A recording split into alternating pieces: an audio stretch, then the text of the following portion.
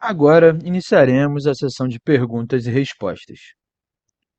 Para entrar na fila para fazer perguntas, por favor, clique no ícone de Perguntas e Respostas, Q&A, na parte inferior de sua tela e escreva o seu nome e empresa para entrar na fila. Após seu nome ser anunciado, um pedido para ativar seu microfone aparecerá na tela e você deverá ativá-lo para fazer suas perguntas. Se preferir, também pode escrever a sua pergunta no ícone de Q&A. Lembramos que para entrar na fila para fazer perguntas, os senhores devem clicar no ícone de perguntas e respostas, o ícone de Q&A na parte inferior da tela, e escrever o seu nome e empresa para entrar na fila. Após seu nome ser anunciado, um pedido para ativar o seu microfone aparecerá na tela. Você deverá ativá-lo para fazer suas perguntas. Se preferir, também pode escrever sua pergunta. Gostaria de passar a palavra para o senhor Luiz Plaster, diretor de Relações com Investidores, para as perguntas da plateia. Senhor Luiz, pode prosseguir. Muito obrigado. Nós recebemos algumas perguntas aqui. A primeira pergunta vem do Leonardo Olmos, do UBS, e ele pergunta se a companhia pode discutir a dinâmica de adições líquidas. Ele viu que teve uma importante retomada no primeiro trimestre de 2024, e ao que se deve essa retomada nas adições líquidas de fibra, que regiões que a gente acredita que tem mais potencial de crescimento agora em 2024 e se a gente pode discorrer um pouquinho sobre a estratégia de pricing da Oi no negócio de fibra para esse ano. Obrigado, Leonardo, pela pergunta. São várias perguntas, na verdade. Falando um pouquinho de regiões, a Oi tem uma presença muito forte, como a gente falou, em 296 cidades onde estamos presentes, temos uma liderança na maior parte delas. A ideia é continuar com essa estratégia. Como a gente falou durante a call, não temos um planejamento de expansão de novas localidades, mas continuar penetrando nos HPs, nas casas passadas, que a gente já tem a disponibilidade, são mais de 20 milhões de casas passadas para atuação. Tá? Do ponto de vista de resultado, o resultado que a gente tem hoje é positivo no primeiro trimestre, como a gente falou durante a call, filho não só de um aumento, uma aceleração de vendas, o portfólio, o patrocínio do Cine BBB ajudou bastante também, mas do ponto de vista de processos, a qualidade de vendas, a redução do churn tem ajudado também bastante nessa melhoria. Tá? Olhando para frente, a expectativa é que ela continue da mesma forma, a estratégia continua consistente, mas obviamente ela vai evoluindo. Então o foco é garantir um equilíbrio entre o crescimento e a contínua melhoria na qualidade dos canais de vendas para ter uma aquisição de maior qualidade. No longo prazo, isso ajuda bastante na sustentabilidade.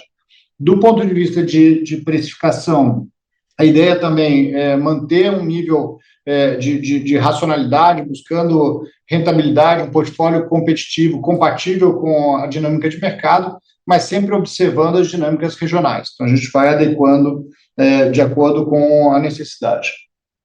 Bem, muito obrigado, Taka.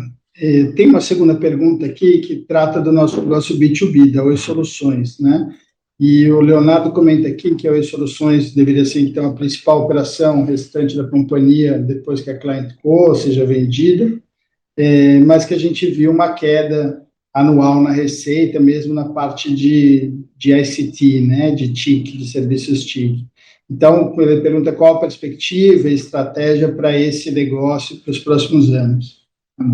Com relação ao Oi Soluções, a estratégia a gente já definiu há alguns anos, é uma estratégia de transformação muito importante de um provedor de conectividade para um provedor um provimento de soluções. Essa queda passa pela redução, principalmente nessa conectividade, ou seja, os serviços de telecom, em particular, aqueles ligados ao legado do cobre, né? Esse movimento de contração vai continuar. Olhando para frente, a estratégia é transformar, né? Substituir essa receita que vem de conectividade por uma receita de serviços TIC. A perspectiva é continuar com a nossa a lógica de hub, agregador de soluções, ampliando esse portfólio. Então, à medida que a gente aumenta o portfólio de novos serviços em particular esses em torno de TIC, a gente vai substituindo a receita de conectividade para novas receitas mais sustentáveis, que demandem um menor nível de investimento para geração de receita e, portanto, uma melhor rentabilidade. Muito obrigado, tá? E uma terceira pergunta aqui, também do Leonardo Olmos, ele pergunta sobre a dívida. Ele comenta que a dívida nesse TRI aumentou, né? Mas se a gente pode discutir, então, os efeitos esperados da renegociação, da implementação do plano de RJ para a dívida, a expectativa de dívida futura. Obrigado, Leonardo, pela pergunta. Bom crescimento aí de 2 bi da dívida no período tem a ver com o acrue de juros, a variação cambial do período e o DIP, que a gente captou em janeiro, 600 milhões de reais, 125 milhões de dólares.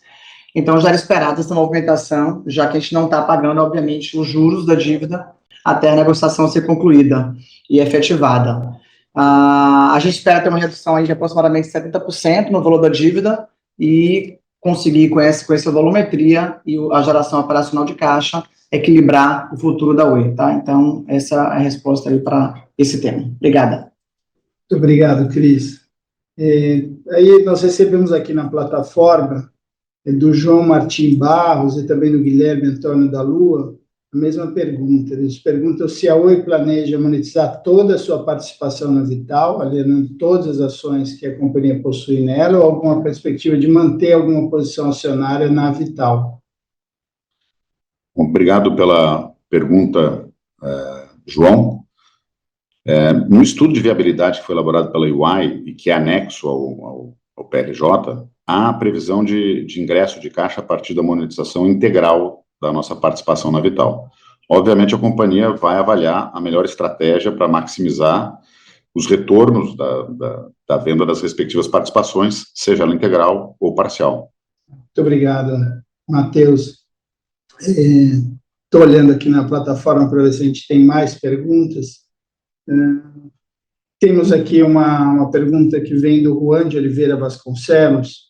Ele pergunta se já existem negociações em andamento para venda dos bens reversíveis e com relação às participações da Oi em outros negócios, se tem alguma venda planejada, a gente pode discorrer sobre isso, por favor. Não, obrigado pela pergunta, Juan. Em relação aos bens reversíveis, não há. Enquanto nós não tivermos homologado e ratificado o termo de autocomposição, nós não estamos estudando ainda nenhuma venda de bens reversíveis. E com relação aos demais, nós estamos estudando, mas as alienações relevantes são aquelas previstas no plano. Perfeito, Matheus. Muito obrigado. A gente tem uma pergunta aqui que trata de um tema que não é da divulgação de resultados, mas sim é um tema que será tratado em assembleia pela companhia, mas que ele pergunta qual a justificativa para a verba global de remuneração que está sendo colocada para 2024, que vai ser analisada e votada em assembleia amanhã. De quem é a pergunta? A pergunta é do Urias Silva dos Anjos. Bom, obrigado pela pergunta, Urias, nos dá a oportunidade de falar sobre esse tema, que é controverso, mas, primeiro, ele é matéria de Assembleia de Acionistas. A Assembleia de Acionistas é soberana sobre isso, sobre o tema da verba global de remuneração. E é importante sempre lembrar o seguinte, a verba global de remuneração, ela é composta por remuneração fixa, remuneração variável da diretoria e, no caso aqui, também verbas rescisórias, que não compõem a remuneração da diretoria. Historicamente, nos últimos anos, né, a Oi tem apresentado sempre, como de praxe, na proposta da administração, a verba global, sempre no limite do pagamento de bônus, considerando bônus ancorados em metas, no target do atingimento dessas metas, e nos últimos anos a companhia não tem executado o pagamento no valor autorizado. Então, desde 2021, 2022, 2023, o que foi executado foi substancialmente menor do que foi aprovado em assembleia. Mas, obrigatoriamente, nós temos a responsabilidade de apresentar o limite máximo como valor, como verba global a ser apreciada pela Assembleia de Acionistas. Então, aquele valor que é apresentado não significa que será executado, nos últimos 3 anos não foi executado, e obviamente, que ele compõe remuneração fixa, remuneração variável para alinhar os executivos que estão à frente da execução dos pilares desse plano de recuperação da companhia. Mas, de novo, matéria de Assembleia e os acionistas são soberanos para decidir sobre esse tema. Não é matéria aqui de resultados do primeiro tri. Perfeito, Matheus. Muito obrigado. Vou dar mais uma olhadinha aqui na plataforma para ver se temos mais perguntas. Veio mais uma pergunta aqui do Oswaldo Espolador Filho, e ele pergunta: quando chegarmos ao modelo de autorização, que vai decorrer da migração e após toda a governança necessária para a aprovação, ele pergunta qual é o plano sobre o atendimento pulverizado de cobre pelo Brasil todo, já no modelo de autorização. Carlos Oswaldo, o plano ainda não foi aprovado. No momento da aprovação de migração para autorização, como parte do compromisso da Oi, a garantia da continuidade de serviços naquelas localidades em que não há uma alternativa de provimento de serviço, ou seja, para garantir que não haja esse desabastecimento. A companhia tem uma estratégia, do ponto de vista tecnológico, de garantir essa continuidade, obviamente, buscando a máxima eficiência em termos de investimento, mas a gente vai continuar provendo uma quantidade bastante ampla de localidades, sempre com essa lógica de áreas em que não haja uma alternativa. Perfeito. Muito obrigado, Taka. Eu vou só precisar de um tempinho aqui para olhar na plataforma e já retorno aqui se há mais perguntas. Uma pergunta que vem do Urias Silva dos Anjos. Ele pergunta: com a proposta de grupamento de 10-1, existe a intenção de capitalizar recursos para quitar a dívida no futuro com novas ações? Obrigada pela pergunta, Urias. Como eu disse, haverá capitalização de parte dos créditos que optaram pela opção 1. Essa capitalização está sujeita a aprovações regulatórias e, portanto, ocorrerá após o grupamento ser deliberado na Assembleia, que ocorrerá amanhã, dia 10. Muito obrigado, Cris. Vou aqui voltar para a plataforma um minutinho para ver se há mais perguntas e já retorno aqui. Eu olhei aqui as perguntas, já não temos mais perguntas, acho que endereçamos todas as perguntas para esse call, então eu retorno aqui a palavra ao Matheus para que ele faça uma eventual consideração final.